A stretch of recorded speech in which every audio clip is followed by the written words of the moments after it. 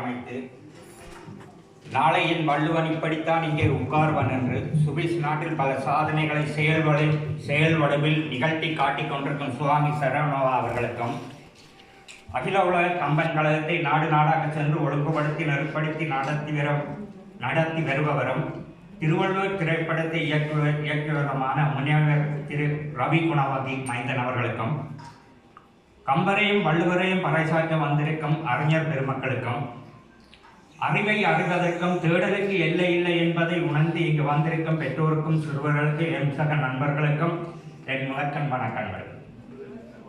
கடவுள் எமக்கு கொடுத்த மிக குறுகிய பாலம் கருவறையில் இருந்து கல்லறை வரையில். இந்த பாலத்தை பார்ப்போர் எல்லோருக்கும் இது ஒரு தொங்கு பாலமாகவே இருக்கும். இப்பாலத்தில் தடுமாறி தள்ளாடி மனம் தளராமல் செல்வதற்கே 130 தூண்களையும் 1330 கட்டைகளையும் அமைத்திருக்கிறார் நமது ஈரடியார். இக்கட்டைகளை கண்டும் அறிந்தும் புரிந்தும் தெரிந்தும் அதன் மேல் செல்வோனே நேர்த்தியாகவும் சிறப்பாகவும் உறுதியாகவும் ஒரு முன்னேற்றமான பாதையை கடந்து செல்கின்றார். இன்றைய காலத்தின் கோலத்தில் நாம் மாயை எனும் படம் பிடித்தே எம் வாழ்வின் பாதையை கடக்கின்றோம். ஆகவேதான் நாம் எம்மேல் புலம்பலும் அலம்பலும் தெளிவற்ற சிந்தனையும் தொலைநோக்கற்ற பார்வையும் உருவாகின்றது. ஈரடி, நாலடி, பன்னெடுந்தொகைகள், சித்தர் பாடல்கள், தேவார திருவாசகங்கள், இலக்கியங்கள், இலக்கணங்கள் என்று ஏராளமான தொகுப்புகளை கொண்ட உலகின் மூத்த முதல் மொழியாக தமிழ் மொழியில் பிறந்த நாம் எங்கள் வாழ்வு சிறக்கவில்லை என்பது பாலை கையில் வைத்துக் கொண்டு வெண்ணெய்க்கு அலைவது போல் இருக்கின்றது. எல்லாவற்றுக்கு மேலான அன்பு சகல பாவங்களையும் மூடும் என்கிறது கிறிஸ்தவம். ஆனால் வள்ளுவரோ அன்புக்கு முன்பு அடைக்கின்றாள் என்ற ஒரு அன்புடைமையை பற்றி ஒரு தொகுப்பிலேயே எல்லோரையும் அடிபணிய வைத்து விட்டார். நாஸ்திகனாகி தன் அனுபவங்களெல்லாம் எழுதி தீற்றி அர்த்தமுள்ள இந்து மதமாக எம்மில் வாழ்ந்து வருகிறார் கவிஞர் கண்ணதாசன். அன்று ஒரு பிரபல சோதிடர் சொன்னார், எம்ஜிஆருக்கு 300 வருடம் ஆயுள், தலைவர் பிரபாகரனுக்கு 500 வருடம் ஆயுள் என்றார். இங்கே சரீர பிரகாரமாக அல்ல ஆயுள் காலம். இதனே வள்ளுவர் தெளிவாக சொல்லுகிறார், தோன்றி புகழோடு தோன்றுக என்ற ஒரு குறள் தெளிவாக சொல்லுகின்றது.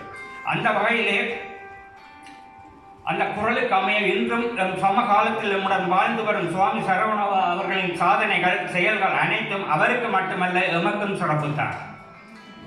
நாம் வாழ்க்கை எனும் யுத்த களத்தில் போராடி கொண்டிருக்கின்றோம்.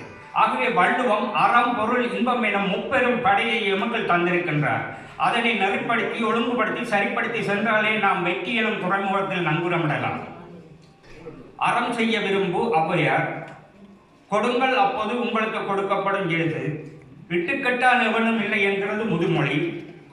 அறத்தால் வருவதே இன்பம் என இன்பம் என்பதே அறத்திலேதான் உண்டு என்பதை அழகாக அற்புதமாக அறிவித்திருக்கின்றார் வள்ளுவர்.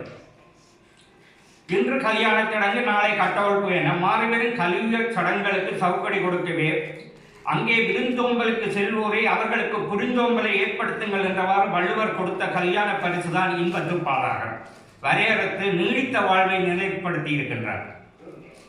இனிய சொற்கள் உடலுக்கு ஔஷதம் என்பர். வள்ளுவரோ இனியவை கூறல் என்ற இணைப்பிலே அதிகாரங்களை இணைத்து வைத்திருக்கின்றார்.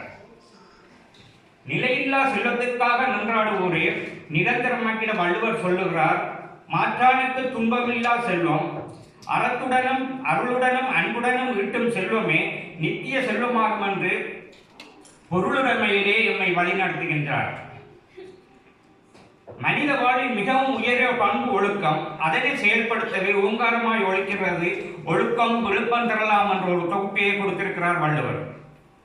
இப்படியே 133 தூண்களை பற்றி கத்திக் கொண்டிருந்தால் உங்களுக்கு தூக்கம் வரும் என்பதால் உணர்ந்து நல்ல வாய்ப்புக்கு நன்றி கூறுவது மட்டுமல்லாது பாதையை தேடாதைய பாதையை உருவாக்கு என்ற கருத்துக்கு அமைய எங்கள் வாழ்வில் நாம் வாய்ப்புகளை தேடி அலைகின்றோம். ஆனால் இங்கே சுவாமி அவர்கள் வாய்ப்புகளை உருவாக்கி கொடுத்து கொண்டே வருடங்களாக கொடுத்து கொண்டிருக்கின்றார். ஆகவே நாம் இந்த வாய்ப்புகளை தவற விடுவது நாம் வரலாற்று தவறுகளை ஏற்படுத்தி கொண்டிருக்கிறோம் என்பதே உண்மை. ஆகவே சுவாமி அவர்களும் அவருக்கு தூணாக விளங்கி வரும் ரவி குணவதி மைந்தன் அவர்களும் தொடர்ந்து நமக்கு வாய்ப்புகளை உருவாக்கி கொண்டிருப்பார். நாம் குற்றவாளி கொண்டு நிற்காது, நாம் தொடர்ந்து அந்த வாய்ப்புகளை பயன்படுத்துவோம் என்று கேட்டுக்கொண்டு விடைபெறுகிறேன். நன்றி. வாழ்க தமிழ், வளர்க்க வள்ளுவர் சிறப்பு.